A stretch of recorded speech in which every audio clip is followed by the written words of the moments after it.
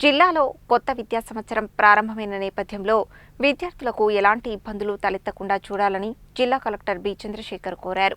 పిల్లల భద్రత విషయంలో నిర్లక్ష్యం చేసిన వారిపై కఠిన చర్యలు తీసుకుంటామని హెచ్చరించారు. కలెక్టరేట్ ఛాంబర్ నుండి నిర్వహించిన జూమ్ సమావేశంలో విద్య, విద్యుత్, Panchayati Raj, social welfare, minority, residential విద్యా సంస్థల అధికారులతో మాట్లాడారు. జిల్లాలో విద్యా సంవత్సరం ప్రారంభమైనందున ప్రతి పాఠశాల, హాస్టల్ విద్యార్థులకు అవసరమైన అన్ని సౌకర్యాలు అందుబాటులో ఉండేలా చూడాలని ఆదేశించారు. వర్షాకాలం ప్రారంభమైన నేపథ్యంలో పాఠశాలలు, హాస్టళ్లలో విద్యుత్ వైరింగ్, ఫ్యాన్లు, బల్బులు, ఎర్తింగ్ వ్యవస్థ, డిజిటల్ బోర్డులు, కంప్యూటర్ గదులు, తాగునీటి సదుపాయాలను పూర్తిగా తనిఖీ చేయాలని సూచించారు.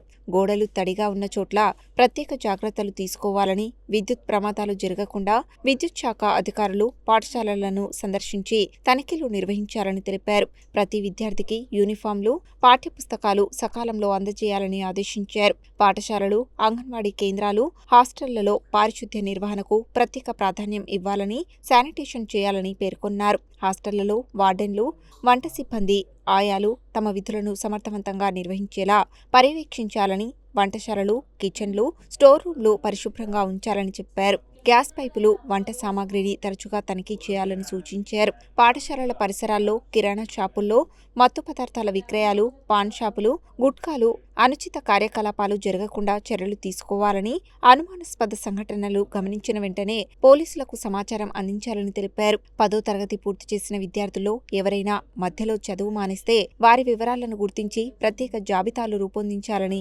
తల్లిదండ్రులకు ఉన్నత విద్య ప్రాముఖ్యతపై అవగాహన కల్పించాలని ఆదేశించారు. ప్రభుత్వం అమలు చేస్తున్న ఫౌండేషన్ లిటరసీ అండ్ న్యూమరసీ కార్యక్రమాన్ని సమర్థవంతంగా అమలు చేసి విద్యార్థులకు తెలుగు, హిందీ, ఇంగ్లీష్ భాషల్లో చదవడం, రాయడం నైపుణ్యాలు పెంపొందించాలని సూచించారు. మధ్యాహ్న భోజన పథకం అన్ని పాఠశాలల్లో సక్రమంగా అమలవుతున్నదో లేదో పర్యవేక్షించాలని, పీఎంసీ పాఠశాలల్లో మిగిలిన మౌలిక సదుపాయాల పనులను వెంటనే పూర్తి చేయాలని ఆదేశించారు. మిషన్ భగీరథ ద్వారా అన్ని పాఠశాలలు, హాస్టళ్లకు తాగునీరు అందేలా చూడాలని, గ్రామ పంచాయతీలు నీటి నాణ్యత పరీక్షలు క్రమం తప్పకుండా నిర్వహించాలని చెప్పారు. హాస్టళ్లలో, పాఠశాలల్లో టాయిలెట్ల నిర్మాణం పూర్తి చేయడంతో పాటు మరమ్మతులు అవసరమైన చోట వెంటనే చేపట్టాలని, ప్రహరీ గోడల నిర్మాణ పనులు కూడా త్వరితగతిన పూర్తి చేయాలని సూచించారు. విద్యార్థుల భద్రత, ఆరోగ్యం, విద్యా ప్రమాణాల పరిరక్షణలో ఎలాంటి నిర్లక్ష్యాన్ని సహించబోమని ప్రతి అధికారి బాధ్యతాయుతంగా వ్యవహరించాలని జిల్లా కలెక్టర్ స్పష్టం చేశారు.